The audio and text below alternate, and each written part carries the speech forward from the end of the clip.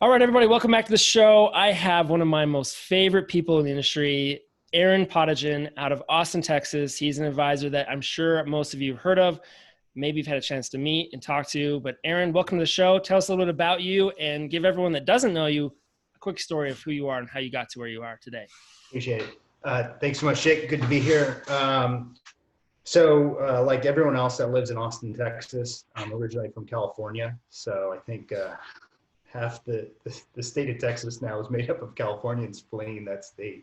So born and raised in California, I went to the Harvard of the West, or San Diego State, however people want to describe it. Met my wife there. We got married, and right after we got married, we decided we wanted to kind of change up, newly married. That's the time to do a change. And so we decided to move to Austin, Texas. That was in 2007. And prior to that, I actually was working in politics, and thank God I don't work in that field now. Really? Yeah. And I decided when we moved to Austin, Texas, I really made a career change, decided to really go full force into financial services. And of course, the best way to have success in any career, especially in financial services, is to make sure that you're connected with lots of wealthy people and you have a network of people that's really close. And you're in an area where you know lots of people. So of course, the first thing I did when I go into financial services, I moved to a city where I didn't know anybody. I don't have anybody I know that's wealthy, and I didn't have any connections in the city. So, and then it just happened to be where we went into 2008, 2009, where it was the Great Recession. So it was great timing. It was good timing there. Yeah, I've got fantastic timing. So, what was the drive to Austin? Like, what was the thing that got you to leave Cali and go there? Well, I don't know. There was a lot of factors. That it was more about us wanting to get out of California than a pull to Austin, I think. We just wanted a change, and Austin was a place that we just had visited a couple times before on the weekend. And when we decided, all right, we want to move to Austin, we literally came here for like a weekend and said, this is it. Let's pull the trigger. And, you only live once. And it was a fantastic decision because we've been here since 2007 now, and I've got 3 kids, and, we've moved here. We've had lots of family that's actually moved here from California. My brother's here, and my mother-in-law, and some other family members have moved here.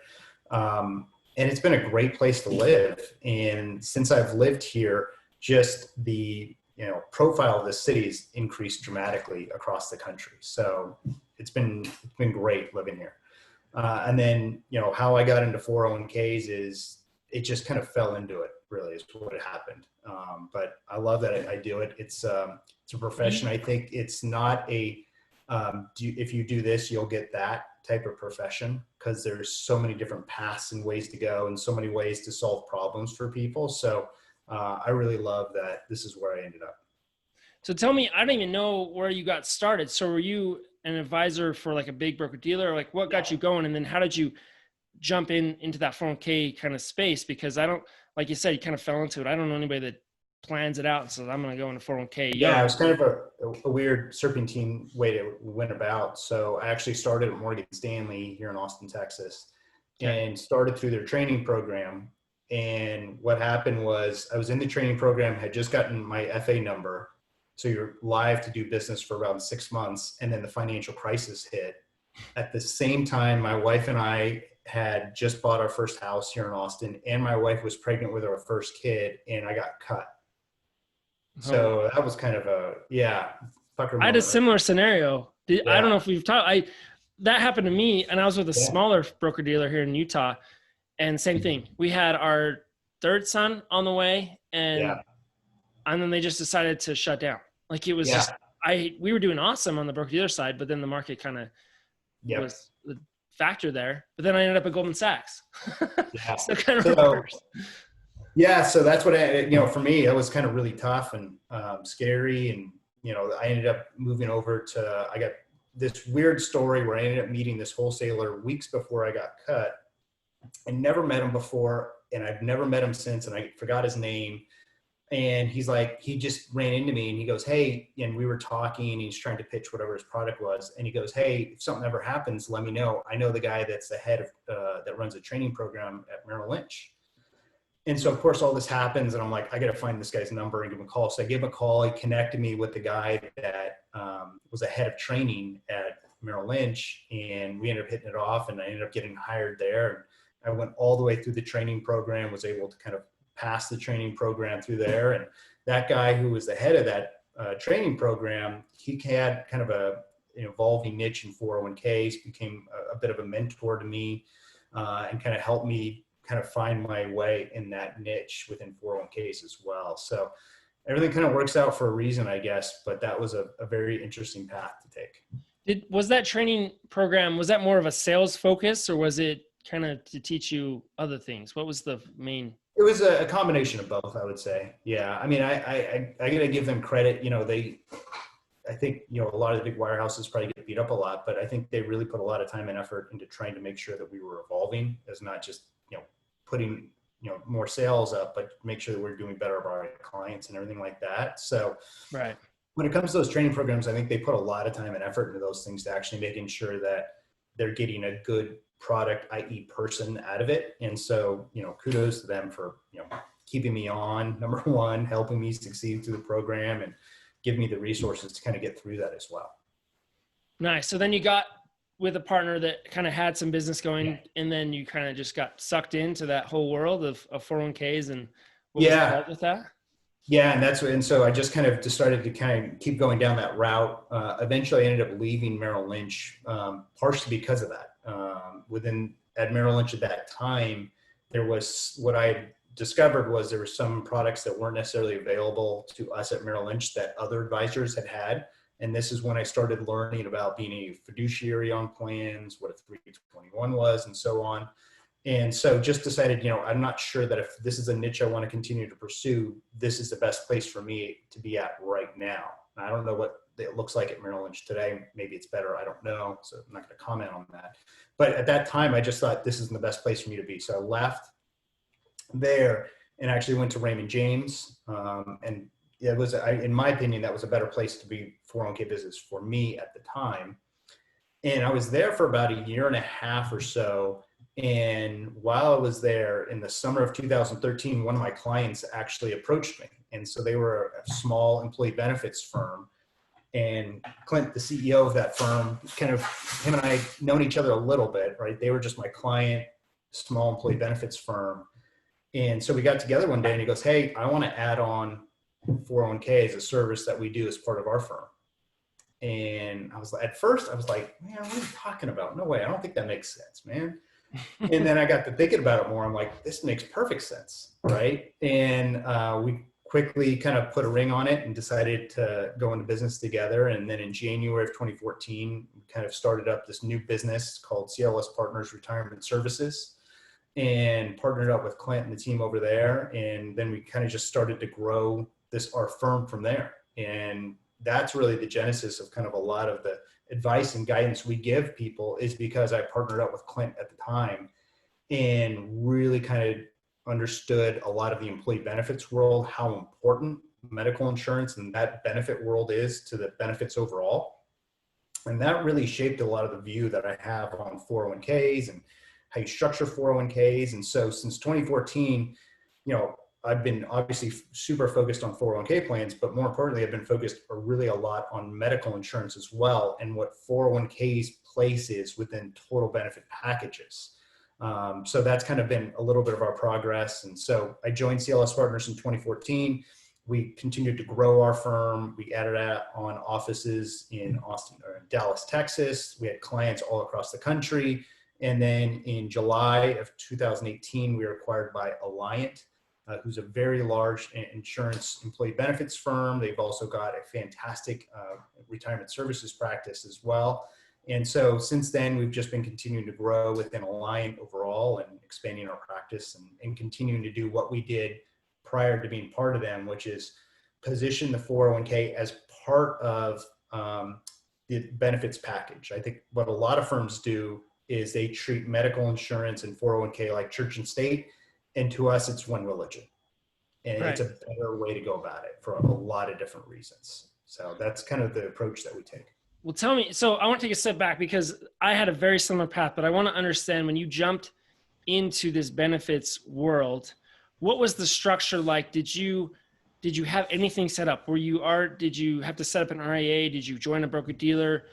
Yeah. How many people did you have selling benefits? Were you just partnering with those brokers? How did that all look and feel? Because I think there's a lot of people out there in that possible position, or, you know, have an opportunity like that. And I want to give them some sense of what you went through to give some ideas. So what we did was I was with Raymond James as an employee financial advisor, and then I switched to the Raymond James independent arm.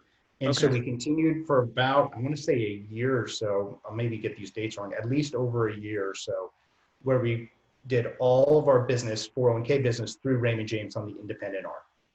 And at a certain point, we decided, you know, let's just establish our own RIA. And so we established our own RIA. We slowly moved all of our 401k business off Raymond James and onto our own RIA, and just eventually had everything go through there. And then kind of just terminated our relationship with Raymond James at that point as well.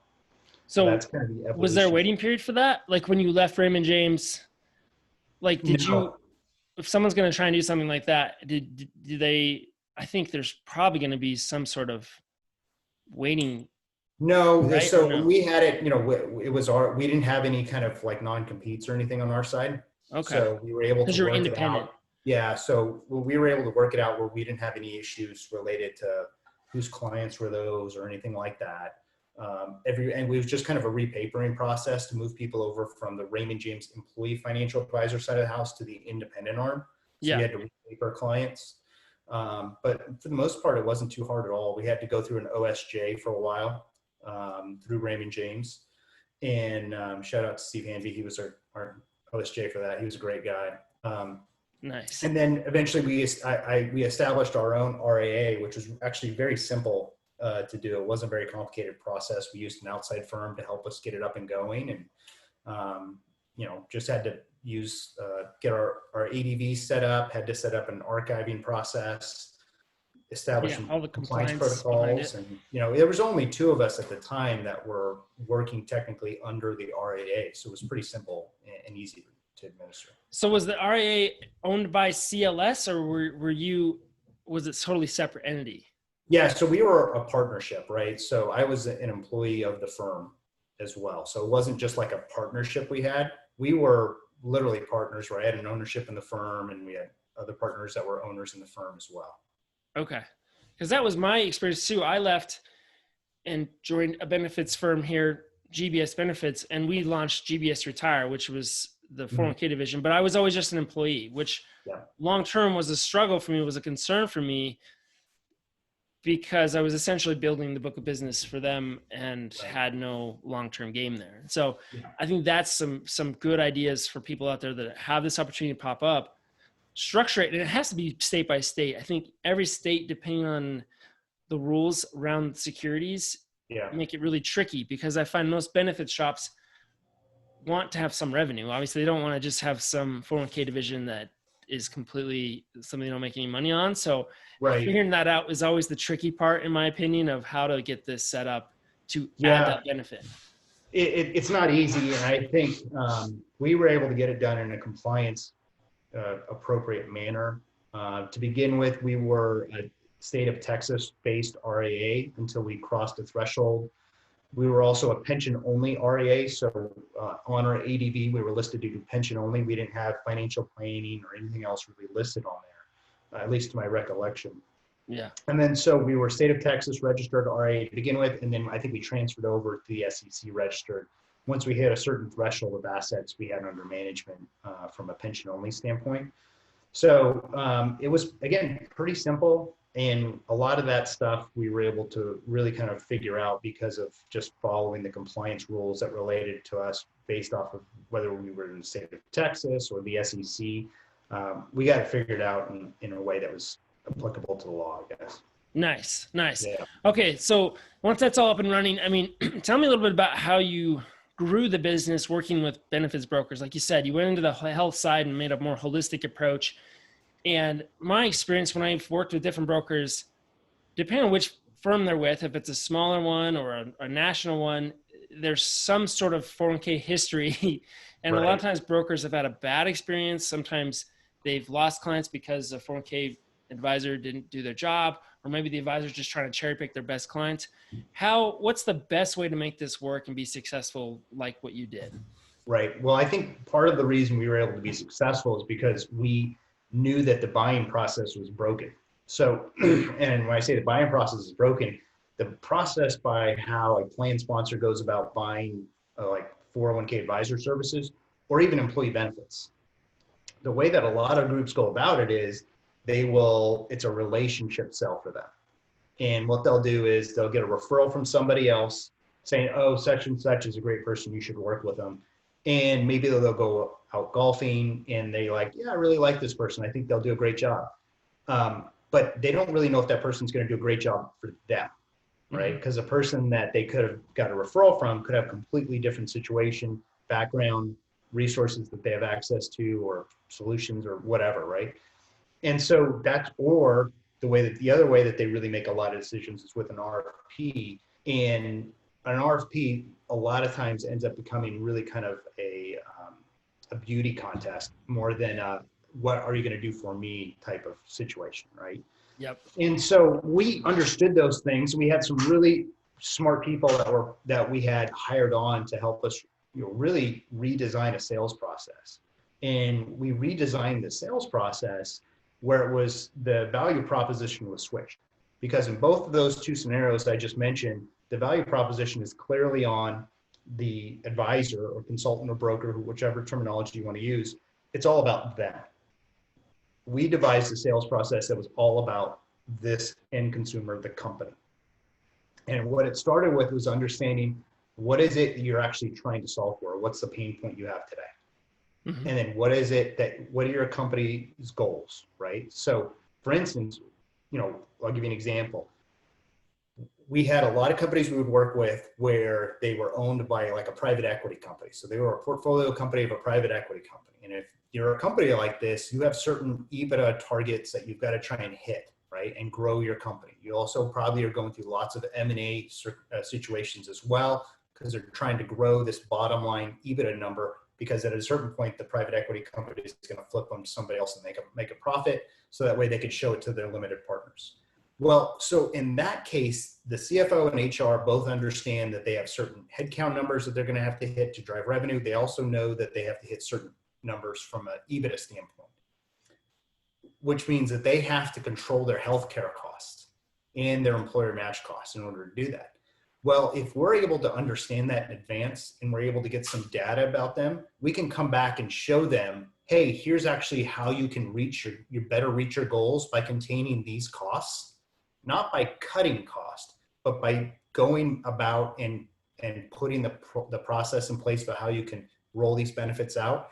If you can follow this process, we think your costs would be here. They're here now. We think they could be here. And also we think your benefit, the value of providing your benefit might be able to increase as well. So we ended up, instead of saying, hey, look how great we are, we started saying, hey, look how great of a job we could do for you. Right. And you brought it together, right? You weren't saying, the broker wasn't like, yeah, let me introduce you to my 401k person. And it's a separate conversation. You merged the two into one that was all goal centric for that client. And that's 100% it. And so what this was saying is, let us show you what our financial acumen is related to what your specific situation is, right? So like one of our favorite examples that we like to share is this company we were working with. They were portfolio company of a private equity company, about 350, 400 employees, I believe. And they didn't have a 401k match at this time, which was very top of mind for them. They wanted one really, really badly. And so what we did is we went through and did our process. And this is before we're hired as well. So we're doing all this work in advance. We're not charging them for any of this stuff. So we're at a loss to begin with because we're spending time and human capital on this part. And there's a lot of work that goes into these projects. And we would essentially, what ended up happening was we ended up showing this client how on the medical insurance side, they were spending an extra like $500,000 a year. The company was, not the employees. And they didn't need to with regards to how their benefit plans were set up. And we showed them just by doing this one single little thing, you could reduce your costs by around $500,000 a year, and the amount of money they wanted to spend on a match that was like, I think 50% up to 6 match was like 350,000. So we're like, hey, we're able to give you back, lower what your costs are. That's going to like some insurance company that's for this 500,000 isn't necessarily increasing the value you're getting out of your benefits. We're able to take that money back out. We're able to give you the money that you want for your employer match, which will increase the happiness for your employees, probably increase their ability to be competitive from a recruiting and retention standpoint. That's fantastic. And we get left over about $150,000 that can go to their bottom line profit, which, by the way, the company trades for like 12 times earnings, right? So do 12 times $150,000, and that's how much we helped the company increase their value by as well.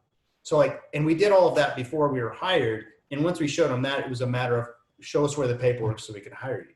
But I mean, that's what I'm saying. That process is so much more valuable than, where it's the RFP, because we're actually showing them how we can provide value. So it's a 51-41 game, and too many people make the process 51-49 in favor of them, right? And I think if you flip it the other way around, where it's an obvious, hey, these people are going to bring value, then they're going to hire you every time. Right. And that's where we're losing as an industry. I think as an aggregate, most of us come in and the classic move is to just show everything about us and we're so special and look at, we can use these options. And you know what I mean? The full RFP game is not about the client is the problem, and how you reverse that and find that money, because there's a lot of creative ways you can find a ton of money in a benefits plan, right? Which can benefit the 401k. So you're totally right. That conversation has to be thought through together. And way too often it's completely different. It's never even in the same room. And that's when you see more of. Tell me more about how we ran a panel together for HSAs at Excel last year.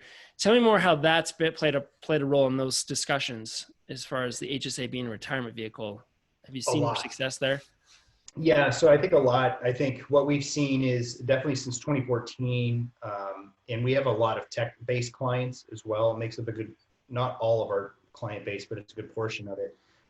In that kind of niche, there's been an explosion in demand for high deductible health plans for a variety of reasons. One, it just seems to be the go-to plan to go to. It's one that a lot of companies have moved to help control and contain healthcare costs. So there's a bunch of stuff we can get into, whether there's pros and cons on that. But what our advent was, and really looking at it, was that, an HSA is really the ultimate savings vehicle as well. Because now, take out the fact that it's used by most people right now as a bank account to pay for, expenses today, right? You've got like 9,000 kids. I got 3 kids. So, we have a lot of medical expenses on an annual basis that we cannot get around, but there's a lot of people that don't. And so if you think about it, it goes in pre-tax, it can grow tax deferred, and it can come out tax-free for medical related expenses. And then after age 65, it can come out and just be taxable income like 401k, pre-tax 401k contributions.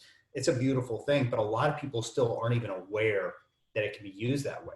So like what we're in the middle of doing right now is we're doing open enrollment meetings for a lot of our clients where we do the benefits in the 401k. And during the open enrollment meeting, we're actually promoting an HSA webinar that we're doing separately. We had one done today for one of our clients. One of our team members did that this morning. And he spent a whole hour talking about HSA and 401k. And the webinar was all about, here's how to look at your HSA as not just a bank account to be used for today's expenses, but how to be used as a savings vehicle for tomorrow's expenses in retirement. And he created a really fantastic deck that outlined the pros and cons of that, and then how that specific HSA product integrated in with their 401k provider. So that's what we're spending a lot of time on, and just trying to help people understand their benefits overall.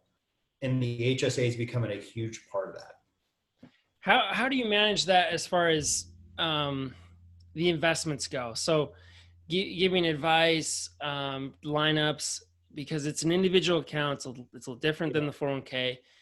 And there's a few different vendors. It's often driven by the actual carrier for the health insurance. What's your approach there? How do you manage maybe some different feelings or setup as far as the HSA goes? Well, for right now, we don't manage any of the investments, nor do we recommend changing them out. So there's only really a handful right now where you can really control the investments that are allowed for the employees to have access to. Yep. And right now we don't touch that. We don't get involved in it. We've just decided that it's not a path that we want to touch right now. So we don't touch that. If employees come to us and actually want to ask for advice on how to invest in their HSA, we're not doing personal wealth management, so we're not giving them advice at all. What we're telling them is we're educating them on how to make a decision of allocation based off their age. We're referencing them to probably the 401k provider they use that has an investment allocation recommendation tool, but we're not giving direct advice either on how an individual should invest their HSA or what the menu of investments they should have. Now, will that change in the future? Maybe, but for right now, that's just the stance that we have. And it's worked out well. I mean, to us, 90% of the effort just needs to be focused on getting people to understand how the HSA can be used as opposed to how to invest in it. Because if they can get that figured out, the other stuff is just like fantastic, right? Yeah. But we're not worried about that for right now. So you're not doing any individual, so you don't have an individual side of your business as far as private wealth management, financial planning? Yeah, we are straight institutional 401k consulting only. Has that, you think, been a strength, or are you feeling like the push to add that at some point? I think we're definitely feeling the push. I think it's hard not to, right? You look at a lot of the large providers that are in our space right now, and a lot of them are adding on some type of functionality like that. And so it's something that I think we have our eye on, and we're going to continue to keep our eye on because we can't avoid it. Are you seeing a lot of demand from your clients? Like, do you have a lot of participants that are saying, well, I need some advice here, and you're taking the step back saying, we're just here to educate you and I'll help you, but you're not looking at a holistic individual's, everything they're doing, right?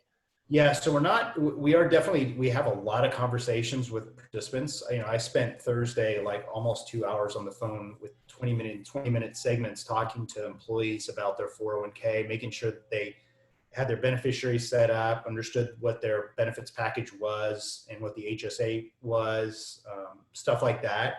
Mm-hmm. But on those calls, we're also not giving any specific investment advice. And then we're not looking at their investments in the 401k in like holistically with regards to everything that they own. Right. So we have a lot of participant engagement, but the engagement stops at, that border of like 401k education and then personal investment advice. That's kind of where our line is right now. Nice. No, I can appreciate that. I was in a similar role, and now my firm, we do offer it. And it comes up a lot. So I imagine it's probably a tough one to tell somebody, we can go this far and teach you that. I will tell you, it's super hard, especially if you have, in a personal wealth management business, it's all about assets under management or financial planning fees. And it's hard when you don't have that available to you and you have people coming to you and saying, can you just do this for me, please? Right. So,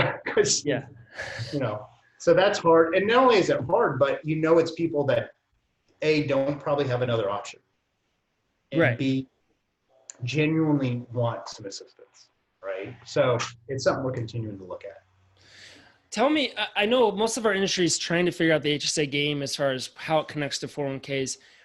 What is like the dream scenario you picture in your mind, or maybe you haven't even thought about this, of what that should look like? Do you think that the 401k vendor should offer an HSA? Do you think it should be totally separate? Should the funds be kind of similar? Like what's your thoughts there? I think it should be, I think a dream scenario would be where someone logs in to see their benefits and they see everything in total, right? Mm-hmm. I know that there's a few vendors out there that are trying to do that. I don't want to give them any credit on this call unless they want to send me some gifts. That's fine. Yeah, but there's a few out there that are trying to do that right now, right? But if you look at somebody's employee benefits today, it can be a little bit of a scattered, like whack-a-mole trying to find where everything is, right? You'll have like for instance, at my company Lynch, I'm on a high deductible health plan. So I have my medical insurance through Aetna, and then I'll have an HSA benefit wallet, and then I'll have a limited purpose FSA, and then I have my 401k, and then I've got, disability insurance, long-term disability and short-term disability. And those are all that's 6 different products right there. And it's all with different companies. And now at Alliant, we have a really great way to look at it in total. I can see all my benefits in one thing, but it doesn't really pull in a lot of 401k information right now, right? Yeah. So I think having something, number one, where everyone can see everything in total and it shows you what a total compensation is, I think is very valuable. And there's a lot of payroll companies that will do that today. I think that's important because employees don't understand how much these benefits cost and how much a part of their compensation is wrapped up in benefits, right? I think it's like close to 30% of somebody's compensation now, non-payroll compensation, is tied up in benefits. Yeah. It's a lot. It's a big number. And so that's number one. And then number two, I think the missing ingredient in personal wealth management is not many financial advisors go deep on what are employees' benefits at the company.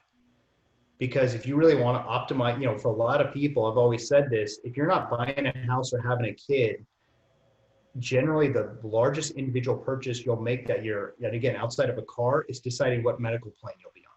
It can have the biggest financial consequences on your life. For instance, if you decided to go from like a PPO plan where you have monthly premiums and you have to pay these deductibles to a high deductible health plan, so now you have to pay your deductible out of your HSA, but you don't have any money in your HSA, and you break your arm in February and the plan year just started in January, you're really screwed because you don't have any money to pull from your HSA, right? So it has huge implications, and it's something that a lot of financial planners, I don't think, take enough time to really focus on with their clients. Yeah, that's very true. It's a big sense. I mean, even looking at the company standpoint, I mean, medical is such a big deal, yeah. And yet the 401k seems to get a lot more attention, I think, from a risk standpoint, right? And that's fascinating to me because they're spending huge dollars on that medical benefit, and they could put some more attention on how to bring them together. Well, and the other thing too that we bring up a lot is disability insurance. So between the ages of 18, this is a stat that stunned me, and it was put out by the Social Security Department. Between the ages of 18 and 65, there is a 25% probability that any person will have an event that categorizes as a long-term disability event, meaning they're out of the workforce for at least, I think it was 6 to 8 weeks. So that is a huge probability. And so that's for companies that provide long-term disability, but it's a voluntary benefit, meaning people have to go out and sign up for it. It's not company paid. That's a huge liability. And so we're always like, for any clients that we work with that have that, where it's a voluntary benefit and it isn't provided by the employer, sign up right away, right? And I know, so that's one of those things where we're stepping in, where a lot of personal financial advisors should be, telling that person, sign up for the company's and the risk is probably almost as detrimental for someone that's lower income as it is higher income. Because you think about somebody that's like a high income salesperson, right? Well, they're maybe a commission-based salesperson. Well, if you're out of the workforce for 6 weeks, that's hugely impactful. Right. Yeah, no, it's a very true thing that a lot of smaller companies kind of overlook that disability benefit, and it doesn't hit the radar till later. And that can blow up a lot of the savings you've had. I mean, yeah, there's the ramifications of not having that in place can be huge. Yeah, really, it's huge. Tell me, so one of the things that I ran into when I was working with a benefits firm was I had a lot of smaller and a lot of startup plans. Do you have that same struggle? Do you have to say yes to everything because they're a benefits client? We every now and again, and so we're working on a solution for that via like pool employer plans right now, so to help make that a little bit more systematic, and not just for our benefit, but we believe it's truly going to be more beneficial for these smaller clients as well, right? I mean, the thing that happens at a typical small company that's like 20 employees or less is you have one person that handles payroll, benefits, 401k. They probably do a myriad of other things as well. And so trying to put the burden of them administering a 401k plan on their lap is just not going to happen, or it's something that is unwelcome by them, right? Yeah. So I would much rather put like a plan in place for them where their job is just to remit the payroll and then everything else is handled correctly is a much better solution for them. Right. And it's welcomed by them, I think, as well. Yeah. But your niche, I mean, do you kind of have a certain area or type of client that you work a lot with? You said a lot of firms that are owned by private equity. Is there a niche, or is the line kind of got a pretty broad net? I wouldn't say it's niche. What we found is we end up having a lot of the companies where we have a huge impact on are companies that have gone through recent changes in high growth. Mm-hmm. And those companies just happen to also align where they have had new financial sponsors coming. And that rapid growth probably is a result of all this new money coming into the company to help them grow. So that has been a really great niche for us because of just high growth companies, because their 401k plan worked for them when they were, 20 employees, but today it's absolutely horrific, right? It causes all of these problems.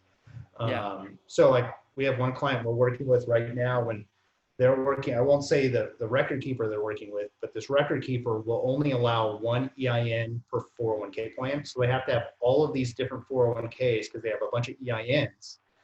And we're consolidating, and it's creating a huge mess from a remittance standpoint and a whole bunch of other reasons. And so we're consolidating them to a new record keeper where they can have a million different EINs, one remittance, one file. It's so much simpler, right? And so I love complicated problems like that. I love where they've like anything that's really complicated like that. I absolutely love because it's one, it's challenging, and two, we're in the position of being a painkiller as opposed to a vitamin. And I really love that because then, we're really, not that I'm seeking appreciation, but I believe that we're in a better position to add more value. So I'm always finding that seeking out opportunities where can we be a painkiller and not just a vitamin? Because I know that we'll be much more valuable to those people. Right. Yeah, no, that's fascinating. With that high growth, have you made, and now with COVID, have you made different transitions as far as education goes? Do you still work closely with the benefits side and kind of bring that together in the same sense, or do you outsource that education? How do you handle that scale, and maybe get into your practice too of how you've structured as you've grown from probably just you in the early days to now a pretty good team, I would think. Yeah. So the way that we're handling the education, it would be where we would be on site with our benefits people doing these open enrollment meetings. We travel all over the country to go see all of our clients all over the place. Obviously, we're not doing that now. And because everyone's so zoomed out, we're kind of breaking these meetings up. So I'm going from like a full hour meeting where we're stuffing all of this information to people, where it would be like benefits and 401k in one meeting. We're breaking these up just because we understand that people's attention spans are tough. We're on these Zoom calls all day long. Like, we don't want to do that. We're breaking it up for people. We're having them be recorded by our clients, and then they're taking it and distributing to their employees as such. So that's what we're doing from that standpoint.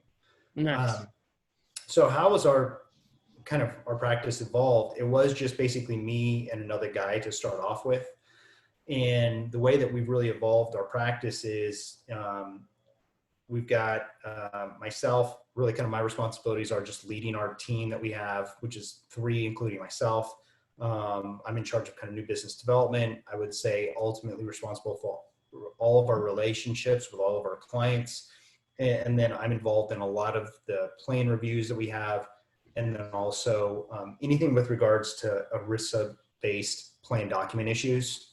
So I think the guys that work with me, hopefully they would agree. I'm really good at thinking about things in another out of the box way.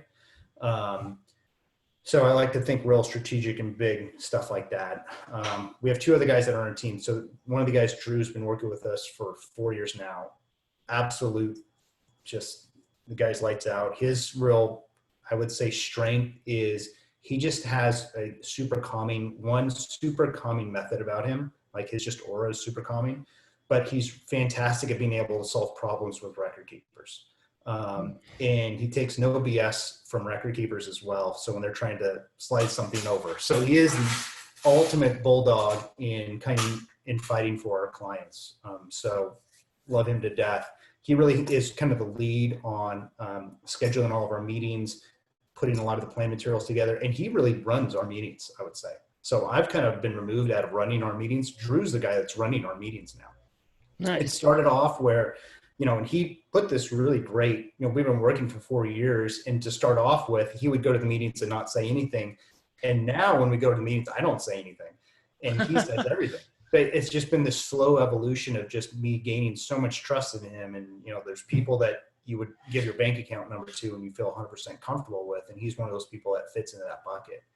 And then he also leads a lot of the education strategy we have. The other guy we have on our team, Jonathan, CFA, crazy smart. So he leads everything with regards to the investment analytics, investment policy statement. We're going to be doing a target date review. He leads those. If we're looking at swapping out any type of cash equivalents, he's doing all of that analysis. So he definitely has handled all fiduciary related items. He also does a lot of fiduciary education for our clients as well. So and Jonathan's niche is that, and pound for pound, he's just phenomenal at that. And so he just has got such a knack for that. And the guy's just so freaking smart too. So I'm lucky in that I'm the dumbest guy on my team. So it's fantastic.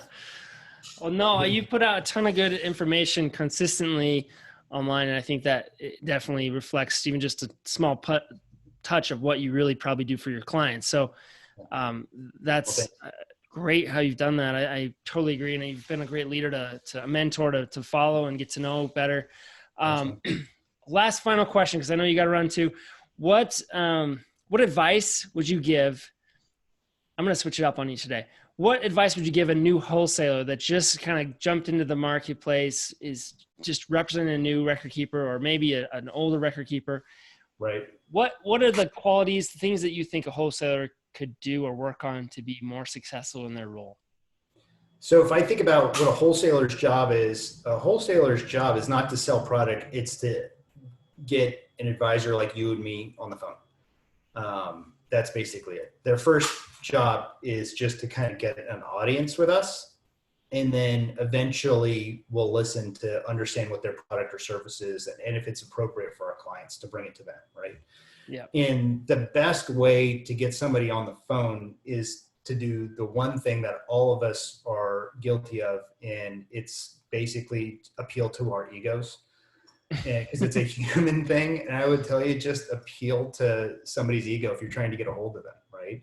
So like for me, like, I don't think I'm an egotistical person, but if somebody reaches out to me and compliments me on something, I mean, I'll respond, right? Because like it feels good to get a compliment, right? I love it. Yeah. I'm not seeking it out, obviously, but if somebody just says something out of the blue, I'm like, oh yeah, thanks for that comment. And then I'm sure it leads into a conversation that we'll have via whatever medium that they sent that to, right? Yeah. So I would say it shows a lot. Yeah.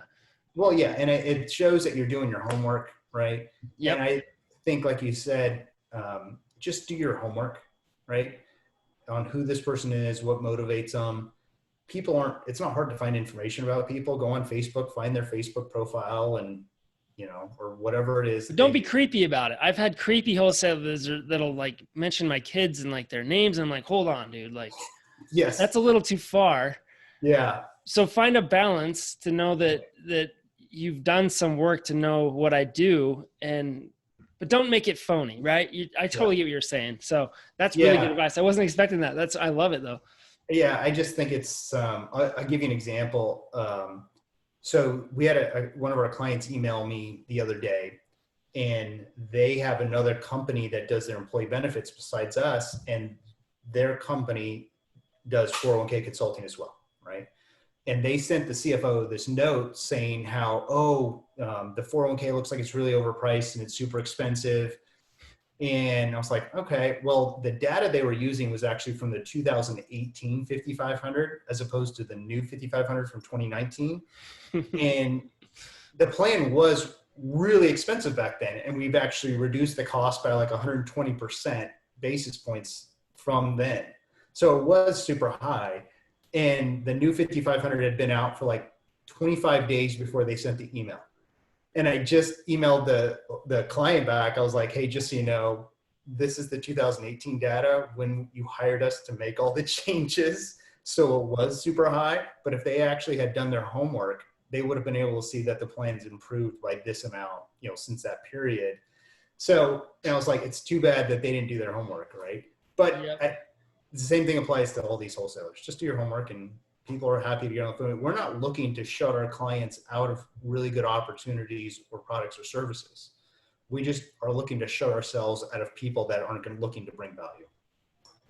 Yeah, exactly. Look at what is valuable, not what is just, I don't know, like scare tactics or, always looking at the negative side. Like, let's talk about how you're different. And to know your difference, you have to do your own research too, not only in what we do as advisors, but your job is to support us, and you might not win every plan. I mean, that's the thing. You have to understand the reality. And so, I think it's a tough game for the wholesalers, especially now that they can't travel. And I think a lot of them are struggling, and they're not sure how to get through this without taking you to lunch. So we've got to give them a better way. So we'll see how it goes, but I'm not, I think hopefully a lot of them learn from this, right? That's what I'm hoping. I'm hoping a lot of them learn from this, because there's great people out there, and in the 401k niche, I think they're smarter than the average wholesaler, because they have to know more about 401k plans. And there is a lot more complication that goes into this than just building everyday portfolios for people, I think. And it's not a knock against all those other wholesalers. It's a compliment to the 401k wholesalers. And I would say it's a very small group. So being in the 401k space, like, you literally, if you spend some time and effort and you navigate compliance better, understanding what you can and can't do, you'll jump in the community. It's small and it's really tight. And I think it's a great one. It's a lot of fun people. Yeah. And I think for the most part, everyone's pretty motivated on a positive thing, as far as the outcomes that we create by working really hard for our clients is a positive thing. Yeah. Where, other industries, it's maybe not, we don't get the same feel good, future results that this industry provides. So be a part of that, I think, and not be afraid of new ideas and things, and embrace them, even if your firm hasn't yet. Yeah, I think it goes back to, there's some, you probably run across these, like we've run across people that, whether they're wholesalers or advisors, I don't think I understand how small this community is and how easy it could be to burn your bridges. And there's some I know that's like, you're running out of, ways to get off this island because there's no bridges left, man. And, it's true. You gotta, but there's some that it's like, man, I do a lot of things for a lot of these wholesalers. We're not going to, push product onto a client to help a wholesaler, but if there's anything else I could do for some of these people personally, I would love to be able to help them out. I'm the same. I'm always asking them when they used to travel, I'm like, who else are you seeing? Do you know this? I'm like introducing them to other people that are my competition, because I think they have a good product that could help their niche, because I know my niche and I know what works for it, but that will continually change. So you got to realize your value isn't your product. Your value is your ability to listen and to connect dots. And once they get that, I mean, the sky's the limit for them. Yes, so. That's it. 100%, man. Definitely. All right, Aaron, I appreciate you taking some time. I always learn so much from you, and I wish you all the best as you continue to do such great work down in Texas and all over the country. But I hope that we can hang out again another time soon, and appreciate you taking the time. Thanks, buddy. Okay. Take care. Bye. See ya.